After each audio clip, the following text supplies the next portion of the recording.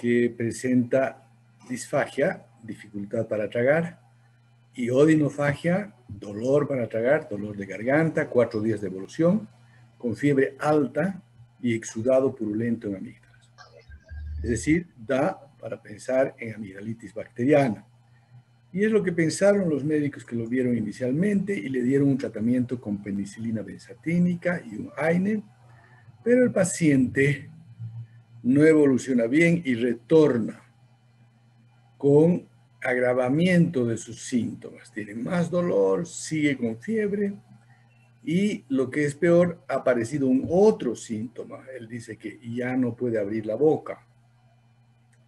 Eso nosotros lo podemos objetivar examinando al paciente y se llama, ¿cómo se llama ese signo o síntoma en su caso? ¿Qué dice?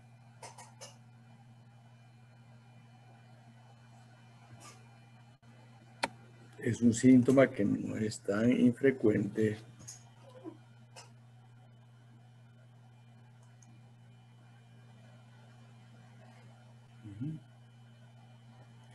Bueno, se llama trismus, ¿ya? En los procesos infecciosos de molares suele también producirse trismus. Entonces, no es un caso donde el paciente retorne igual, porque a veces retornan con los mismos síntomas, no se dio al tratamiento, una amigdalitis bacteriana.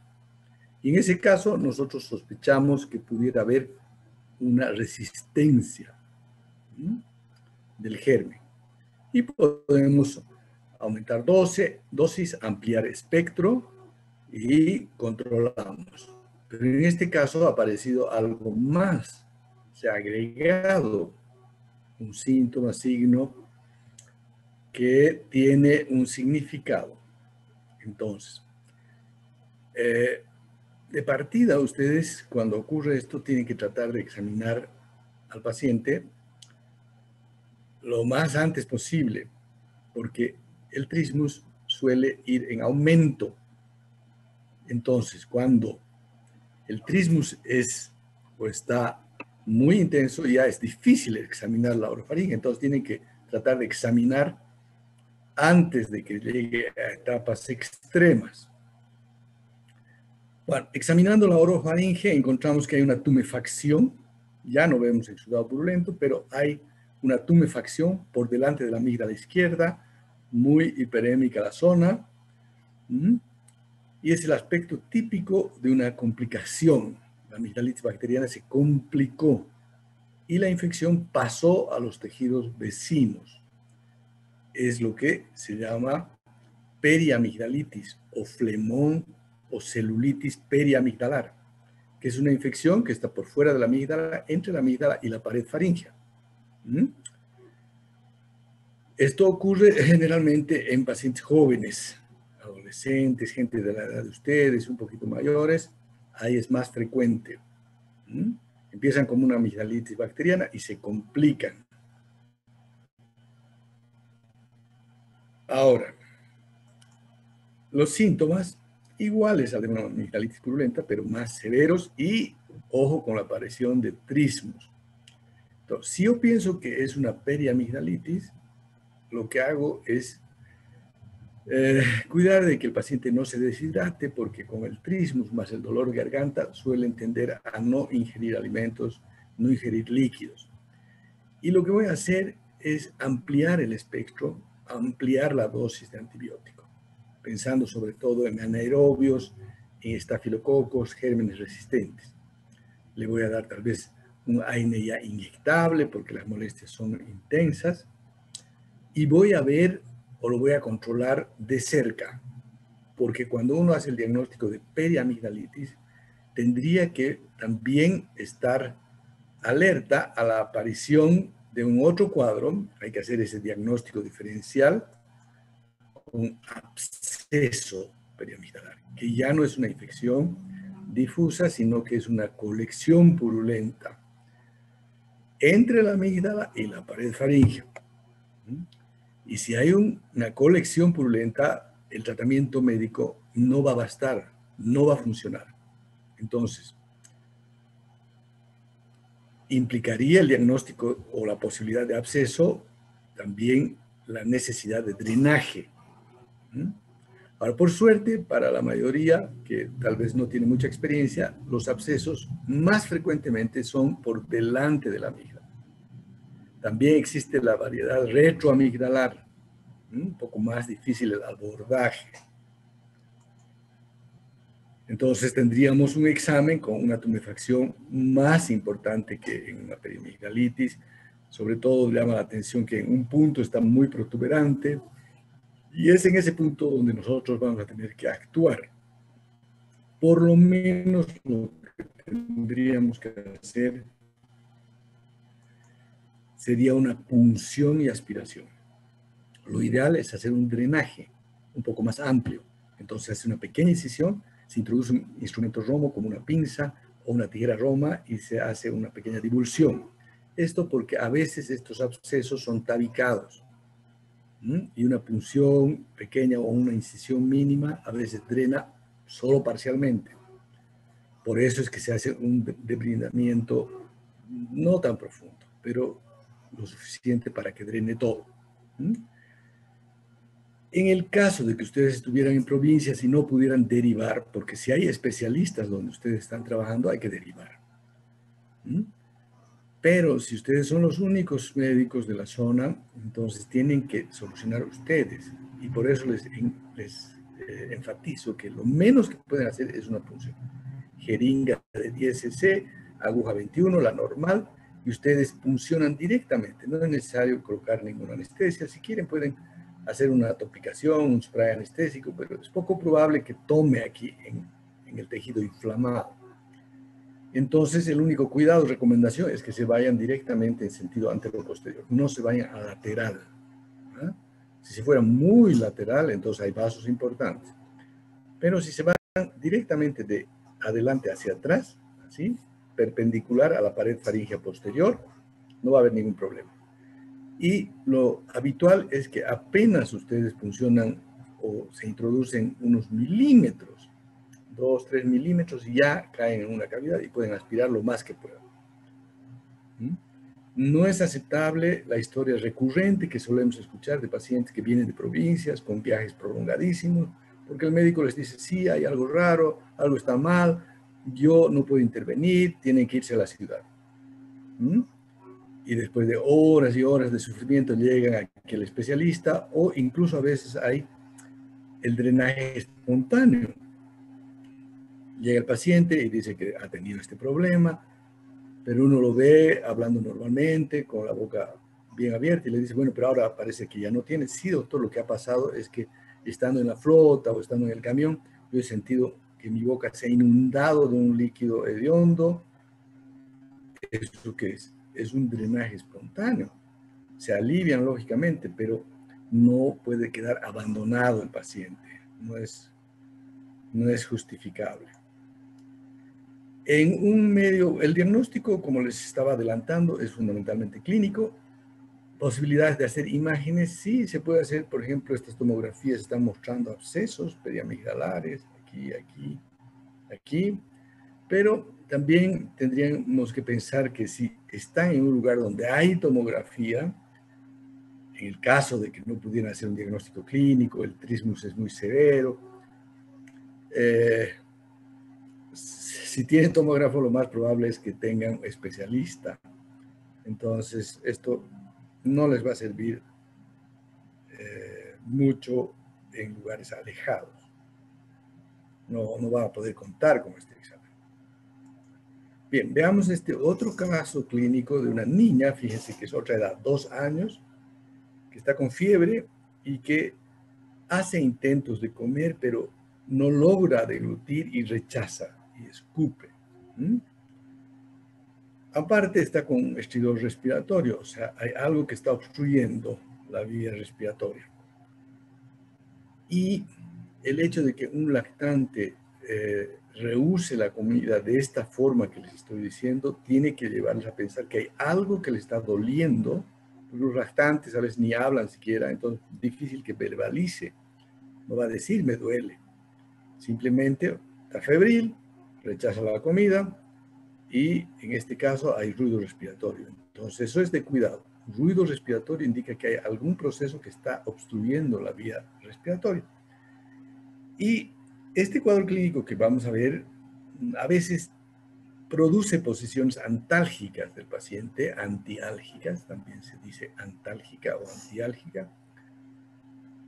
Entonces, que hacen que extienda un poco la cabeza y tenga el cuello un poco rígido. Esto podría llevar a pensar en rigidez de nuca. Hay que hacer esa diferenciación, que eso implica otro diagnóstico. Examinen la orofaringe. ¿Ya? Los niños pueden ser muy rebeldes o reacios al examen de la faringe, pero tienen que inmovilizar al niño, consiguen ayudantes y se puede, cuando mantiene la boca muy cerrada, uno puede forzar un poquito el bajalenguas, que tiene que ser muy sólido, porque los bajalenguas de madera pueden romperse. Lo ideal es que sea un instrumento metálico. Entonces deslizan, y en este caso sí vamos a querer nosotros tocar la parte posterior de la lengua, la mitad posterior, para provocar el náusea. Y en ese momento, que es un segundo, ustedes tienen que aprovechar, pues tienen que tener buena luz, aprovechar de ver la orofaringe. Y en el caso de la niña, este no es un cuadro muy frecuente, pero es muy grave. No he encontrado yo fotografías y lo que veríamos sería la pared faríngea posterior acá, muy roja, violácea y abombada. Entonces pensamos que hay algo que está ocupando espacio y en este caso sería, y a esta edad sobre todo, absceso retrofaríngeo. ¿Cómo es que ocurre un absceso ahí? ¿En qué consiste primero el absceso retrofaríngeo? Es una colección purulenta entre la musculatura faríngea y la fascia prevertebral a nivel de C2 y C3, a ese nivel más o menos. Y esta colección purulenta se produce por necrosis y supuración de los ganglios de Gillette. En los niños, en esa zona, existen unos ganglios, que son estos ganglios de Gillette. Estos ganglios se atrofian después de los 3 o 4 años. Por lo tanto, el absceso retrofaríngeo fundamentalmente lo vamos a ver debajo de los 3 años. Estos ganglios drenan a lo que es nariz y nasofaringe, por lo tanto, en los procesos infecciosos de esa zona se inflaman y pueden en algunos casos derivar en abscesos. En este corte sagital estamos viendo la columna vertebral, la nasofaringe, la orofaringe acá, esta sería la amígdala palatina, y en la pared faringe posterior la tumefacción. Este es el absceso, por delante de C2, C3, fascia prevertebral, musculatura faringe. Ahora, fíjense cómo la protuberancia que produce va a dificultar la deglución, va a ser dolorosa, pero fíjense que también se proyecta hacia la luz de la entrada de la laringe. Entonces, esto es lo que produce el estridor, el ruido. Ahora, les dijimos que el absceso periamigdalar, abandonado a su suerte, suele drenar espontáneamente. Y el paciente siente la secreción en la boca, podría hasta tragársela. Son pacientes adultos, entonces no habría tanto problema. Pero en este caso, fíjese el grosor de lo que es la musculatura faríngea, el absceso no puede drenar espontáneamente, pero busca un plano de clivaje para ir deslizándose, expandiéndose, y eso lamentablemente es hacia el mediastino. Y un absceso de estos abandonado a su suerte evolucionaría muchas veces a mediastinitis. Y mediastinitis en un lactante generalmente es sin vuelta. O sea, si ya hace esta complicación, la evolución va a ser malísima, va a ser a fatalidad. Pues fíjense qué importante es en hacer el diagnóstico y derivar en este caso, y derivar. A menos que tengan experiencia quirúrgica y pudieran tener un anestesiólogo que les intube al paciente, entonces ustedes hacen un examen de la orofaringe, hacen una incisión, drenan y aspiran, evitando que entre secreción purulenta a la vía respiratoria y solucionar el problema. Bueno, esas dos son las complicaciones más importantes que vamos a ver en la primera parte de la clase. Y vamos a ir a un segundo tema, que es el último de faringe. Con eso terminaríamos faringe.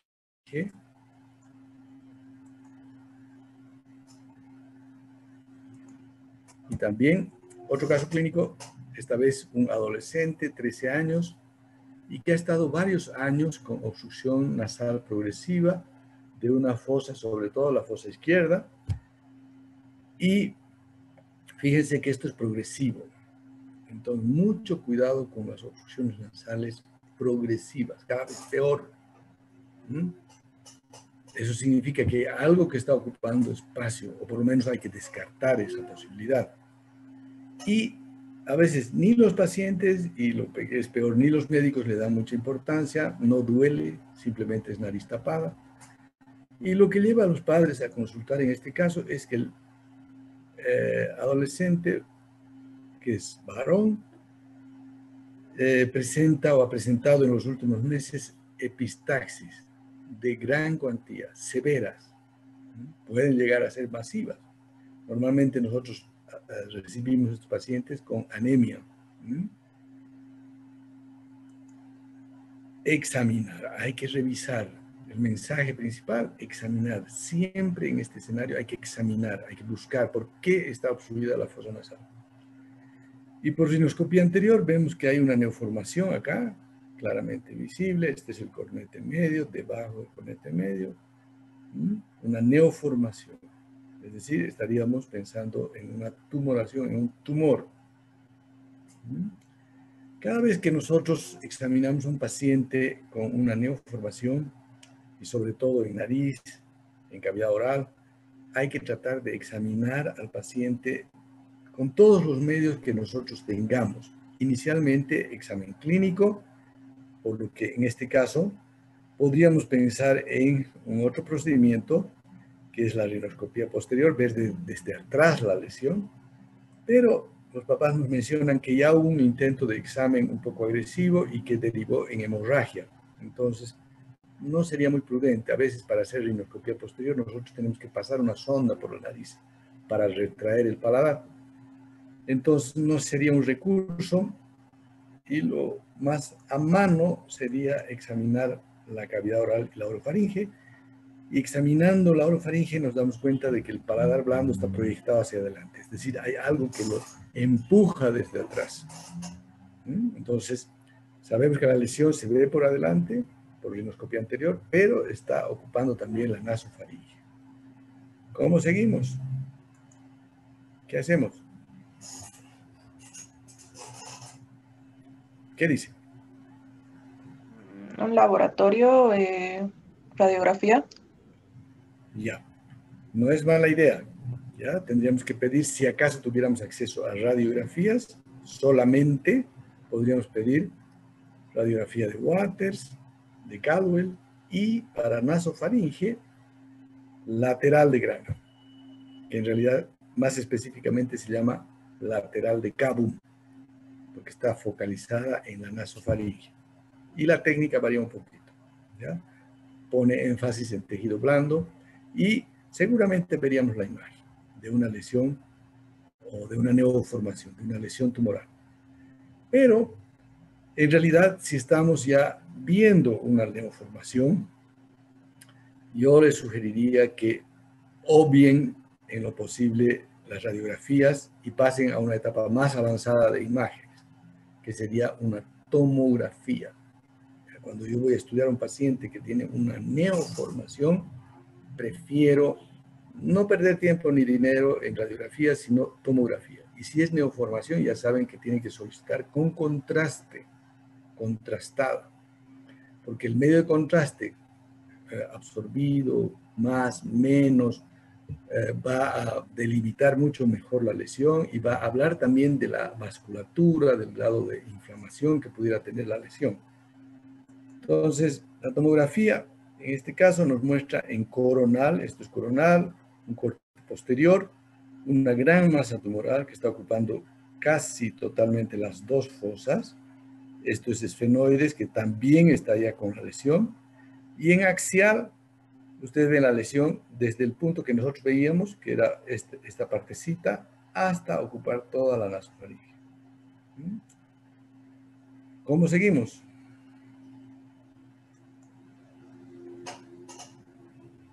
Tendríamos que sacar una biopsia, quizás.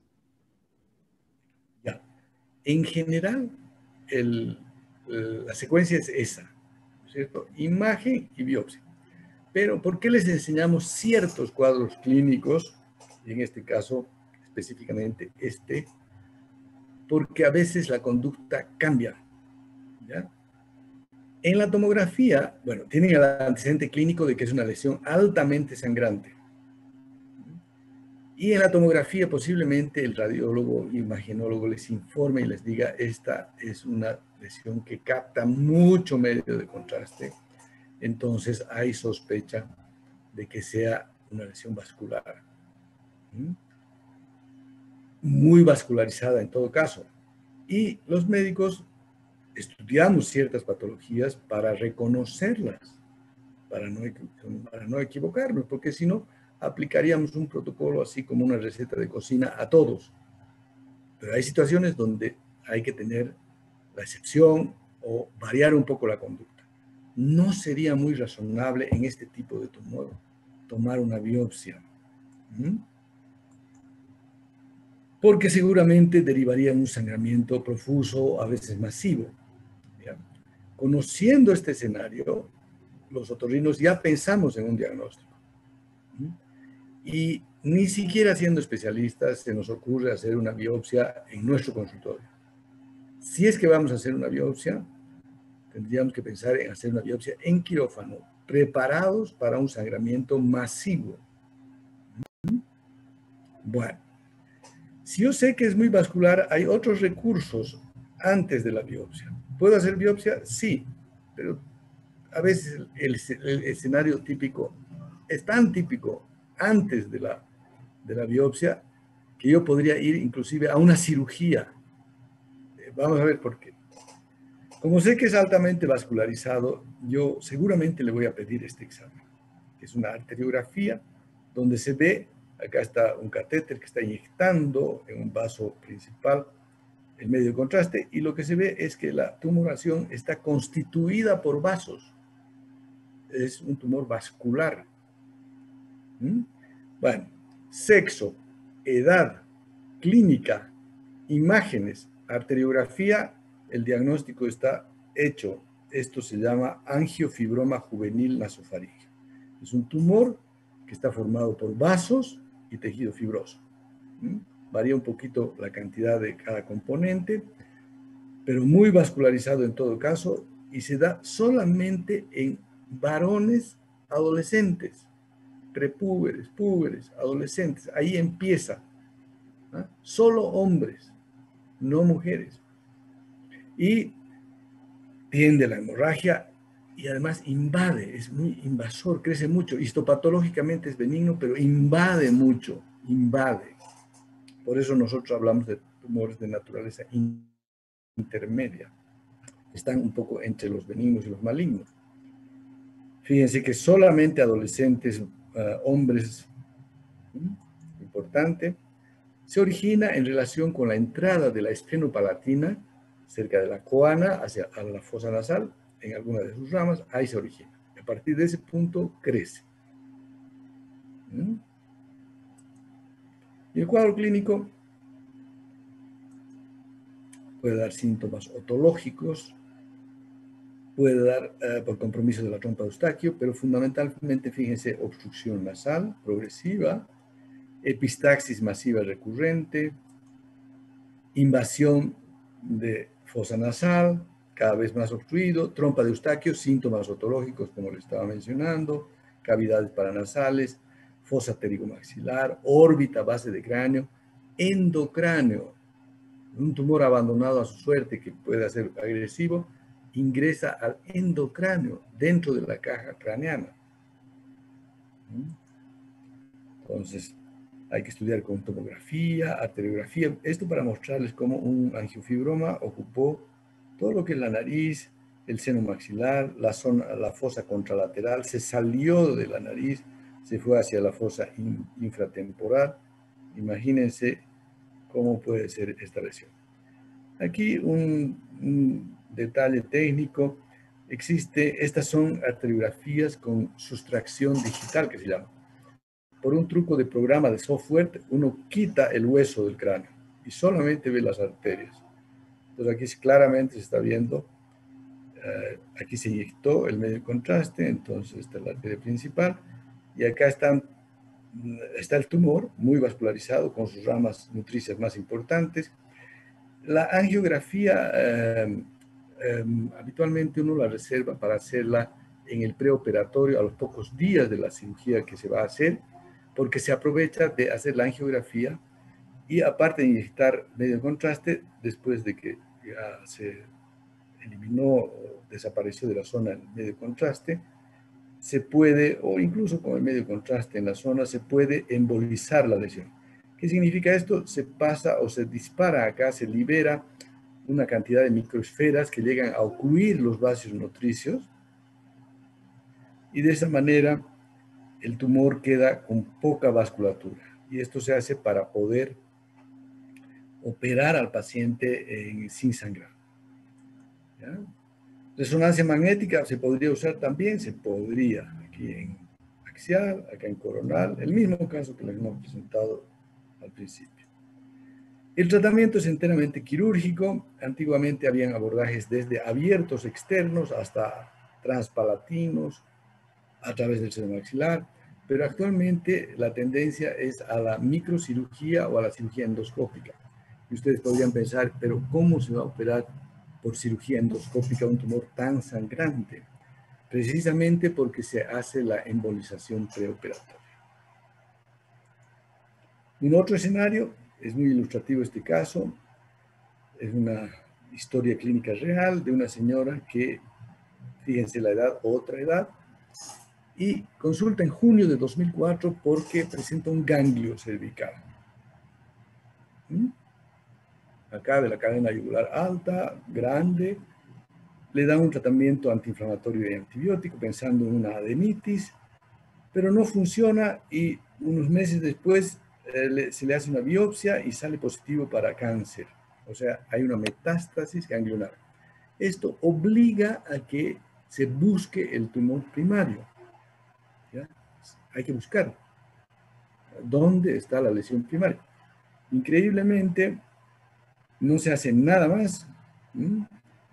A la paciente yo le pregunté exhaustivamente por qué no se hizo nada más. Y bueno, habló de que no tenía dinero, pero ni así. En estos casos donde los pacientes tienen pocos recursos, el equipo médico, alguien tendría que motivarse, preocuparse para que no quede abandonada. Pero no pasa nada y en diciembre vuelve a consultar por un ganglio más grande y dolor de cabeza. En abril del 2005, al año siguiente, ya obstrucción de fosa nasal izquierda y hemicránea izquierda, o sea, un dolor lateralizado importante, que increíblemente se interpreta como sinusitis y le dan un tratamiento. Para agosto de 2005, un año después, ya consulta con diplopia, visión doble, y le dan un tratamiento como antineurálgico. Recién en enero de 2006, un año y medio después de la primera consulta, la derivan a otorrino. Y en otorrino está el ganglio acá, con la cicatriz un poco atípica en X de su biopsia. Y al examen ya llama la atención que este ojito ya no mueve normalmente. Yo le pido que siga mi dedo así, y este ojito sigue el dedo y este ya no. Entonces, oculomotores. El examen de la fosa nasal muestra una lesión en la región posterior, neoformación. Hablando con la paciente, ya antes de examinar la cavidad oral, nos damos cuenta que hay hemiatrofia de la lengua, le pedimos que saque la lengua y esta hemilengua está parética, entonces este lado predomina, entonces la lengua sale desviada, entonces compromiso de pares craneanos bajos.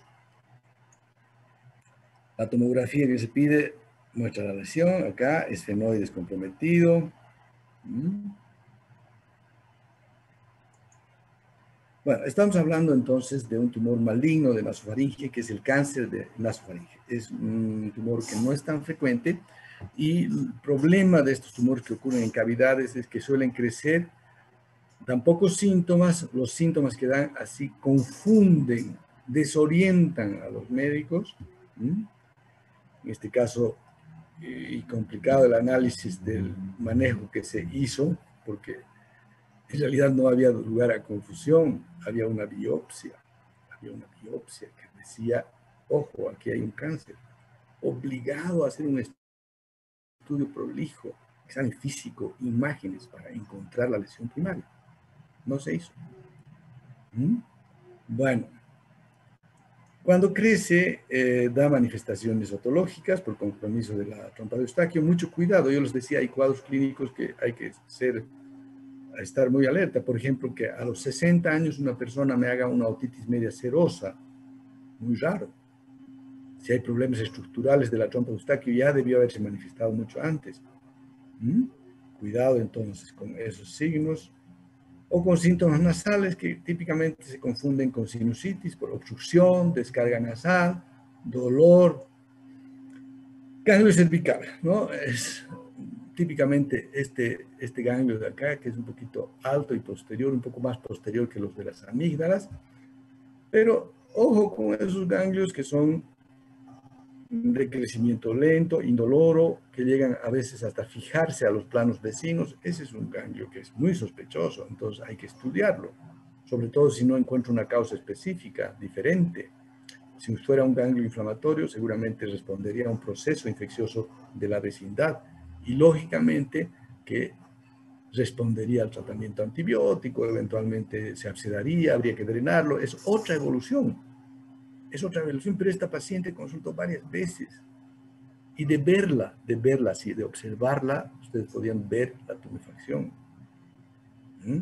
Por mucho que el antecedente de la biopsia se hubiera perdido en la historia clínica, a veces hay historias clínicas así, gruesas, y los médicos a veces no examinamos toda la historia. Pero mucho cuidado entonces, ¿ya? Luego vienen las manifestaciones neurooftalmológicas con compromiso de pares craneanos como el quinto, oculomotores, invasión de órbita, pares bajos al final, como esta paciente, pares craneanos bajos. Y luego vienen las metástasis a distancia, que eso ya es la etapa terminal. El tratamiento no va a estar a cargo de ustedes, pero les cuento estos dos casos de neoplasias de nasofaringe que son muy emblemáticos, ¿ya? Para que colaboren con el diagnóstico precoz, que eso va a ir directamente en beneficio del paciente y muchas veces son escenarios clínicos con síntomas que están agitando una banderita roja y que no pueden pasar inadvertidos. Bien, vamos a dejar unos minutos para sus preguntas.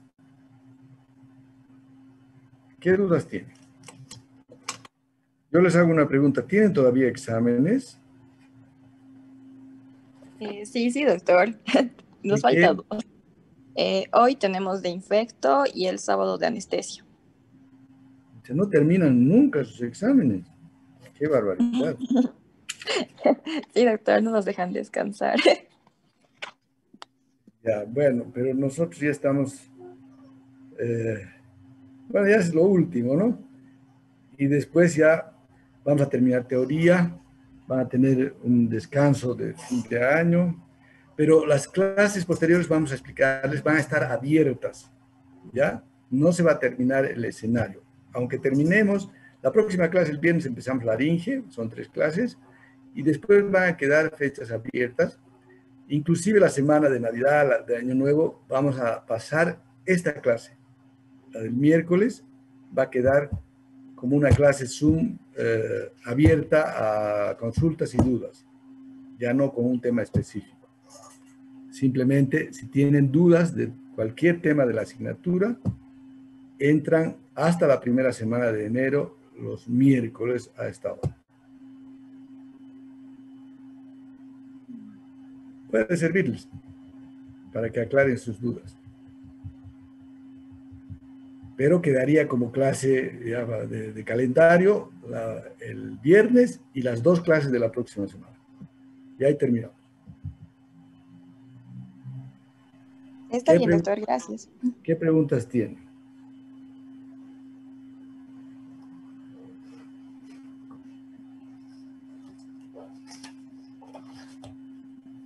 Viendo el calendario, ¿no es cierto? El viernes 25, eso no vamos a pasar, ¿ya? Y el viernes 1 tampoco. Entonces, acuérdense que una vez que terminamos las clases teóricas, vamos a tener como seguramente 3 sesiones, 2 en diciembre y 1 en enero, el miércoles, de 7 a 7:40 AM, y yo voy a estar para que si tienen dudas entran y me preguntan, aclaramos dudas. Doctor, disculpe, y en una de esas clases, o sea, cuando ya terminemos el avance, ¿podríamos hacer revisión de algunas preguntas del examen? Sí, bien que me has hecho recuerdo. Estoy debiendo revisión del examen parcial, ¿no? Del segundo. Sí, doctor, del segundo. Ya. Sí podemos. Quedaremos en eso entonces, que vamos a hacer revisión de las preguntas. ¿Qué otras dudas? Está bien, doctor.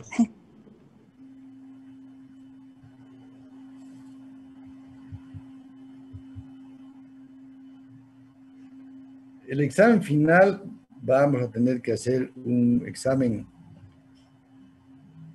un poquito más desafiante, porque parece que ha sido muy fácil para ustedes, ¿no? ¿Qué dicen? No, doctor, está bien. El promedio está correcto, porque el promedio de la clase ha sido 19. Entonces, eso quiere decir que la mayor parte de alumnos que están en ese promedio ha aprobado, ¿no? Porque como es sobre 35, si el promedio fuera 15, digamos, que suele pasar, o 14 o 16, significaría que la mayor parte de alumnos se han aplazado, y eso no estaría bien. Pero yo me alegro por ustedes porque tienen muy buenas notas de presentación. No he podido yo introducir todavía notas prácticas porque no está abierta. Hoy día voy a averiguar si sí está abierta la posibilidad de subir notas prácticas. Pero siempre les recomiendo que no se confíen, ¿ya? Cada vez pasa que hay gente que tiene arriba de 40 de presentación y que en el examen final se saca 6. Y en esta oportunidad, con notas vía eCampus virtuales, no hay ninguna posibilidad de hacer curvas. Ninguna. O sea que estudien harto, aún con buenas notas, porque esta gestión, si se sacan 50, si se quedan si llegan a 50, se quedan con 50. No hay cómo.